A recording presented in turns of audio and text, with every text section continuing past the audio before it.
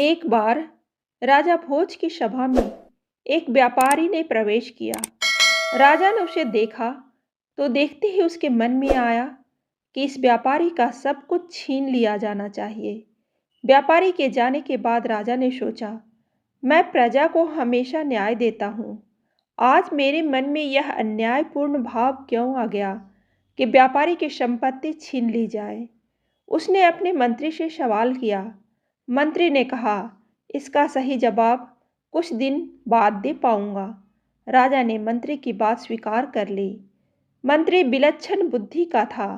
वह इधर उधर के सोच विचार में समय न खोकर सीधा व्यापारी से मिलने पहुंचा। व्यापारी से दोस्ती करके उसने व्यापारी से पूछा, तुम इतने चिंतित और दुखी क्यों हो? तुम भी तो भारी मुनाफे वाला चंदन का व्यापार करते हो। व्यापारी बोला, धारा नगरी सहित मैं कई नगरों में चंदन की गाड़ियां भरे फिर रहा हूँ, पर इस बार चंदन की बिक्री ही नहीं हुई। बहुत सारा धन इसमें फंसा पड़ा है। अब नुकसान से बच पाने का कोई उपाय नहीं है। व्यापारी की बातें सुन मंत्री ने पूछा, क्या अब कोई भी रास्ता नहीं बचा है? व्यापारी हंसकर कहने लगा, अगर राजा भोज की मृत्यु हो जाए तो उनके दाह संस्कार के लिए सारा चंदन बिक सकता है। मंत्री को राजा का उत्तर देने की सामग्री मिल चुकी थी। अगले दिन मंत्री ने व्यापारी से कहा कि तुम प्रतिदिन राजा का भोजन पकाने के लिए एक मन चंदन दे दिया करो और नगद पैसे उसी समय ले लिया करो। व्यापारी मंत्री के आदेश को सुनकर बहुत खुश हुआ। अब वह मन ही मन राजा की लंबी उम्र की कामना करने लगा। एक दिन राजसभा चल रही थी। व्यापारी दोबारा राजा को वहां दिखाई दे गया तो राजा सोचने लगा, यह कितना आकर्षक व्यक्ति है, इसे क्या पुरस्कार दिया जाए।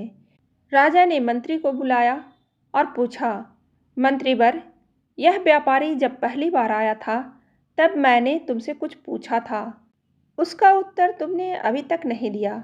खैर, आज जब मैंने इसे देखा तो मेरे मन का भाव बदल गया। पता नहीं आज मैं इस पर खुश क्यों हो रहा हूँ और इसे इनाम देना चाहता हूँ। मंत्री को तो जैसे इसी क्षण की प्रतीक्षा थी। उसने समझाया, महाराज, दोनों ही प्रश्नों का उत्तर आज दे रहा हूँ।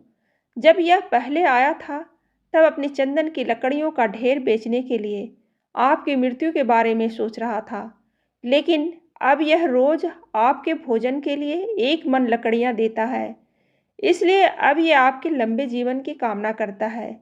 यही कारण है कि पहले आप इसे दंडित करना चाहते थे और अब इनाम देना चाहते हैं।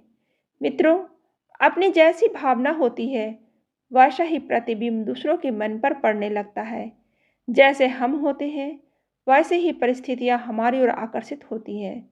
हमारी जैसी सोच होगी वैसे ही लोग हमसे मिलेंगे। यही इस जगत का नियम है। हम जैसा बोते हैं वैसा ही काटते हैं। कहानी अच्छी लगे तो लाइक जरूर करें और ऐसी ही कहानी सुनने के लिए सब्सक्राइब बटन दबाइए।